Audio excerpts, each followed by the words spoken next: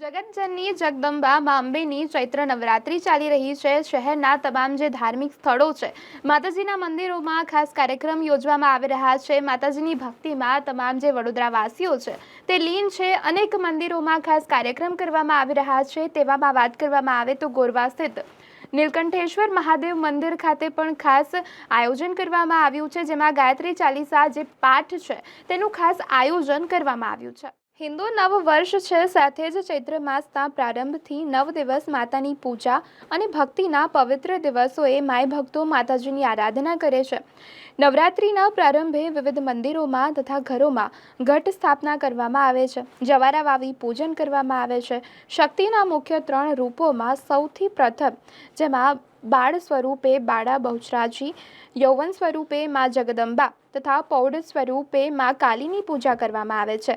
9 દિવસ નવશક્તિની ભક્તિ અનુષ્ઠાન આરાધના કરવામાં આવે છે। ચૈત્ર માસનું ખૂબ જ મહત્વ છે। શાસ્ત્ર મુજબ જેમાં ચૈત્ર નવરાત્રિના 3જા દિવસે ભગવાન વિષ્ણુએ મત્સ્ય સ્વરૂપ ધારણ કર્યું, જ્યારે 9મા દિવસે ભગવાન વિષ્ણુએ 7મા અવતાર ભગવાન રામ રૂપે અવતર્યા હતા। ચૈત્ર અવતાર ભગવાન રામ રૂપે અવતર્યા અને જેમાં પૂર્ણિમાએ ભગવાન શંકરના 11મા રુદ્ર અવતાર હનુમાનજી પ્રાગટ્ય થયા। આમ ચૈત્ર માસનું આગવું મહત્વ છે। શહેરના ગોરવા સ્થિત નીલકંઠેશ્વર મહાદેવ મંદિર ખાતે 9 દિવસ ગાયત્રી ચાલીસાનો પાઠનું ખાસ આયોજન કરવામાં આવ્યું હતું। ચૈત્ર માસના રોજના નીલકંઠેશ્વર મહાદેવ મંદિરમાં ગાયત્રી ચાલીસાના 12 પાઠ કરવામાં આવે છે, જ્યારે નોરતાના 9 દિવસ હોય છે। 9 દિવસમાં 108 ગાયત્રી ચાલીસાના પાઠ કરવામાં આવે છે, તેમ કૃતિ પટેલ છે તેઓ દ્વારા આજે સમગ્ર માહિતી છે તે આપવામાં આવી છે।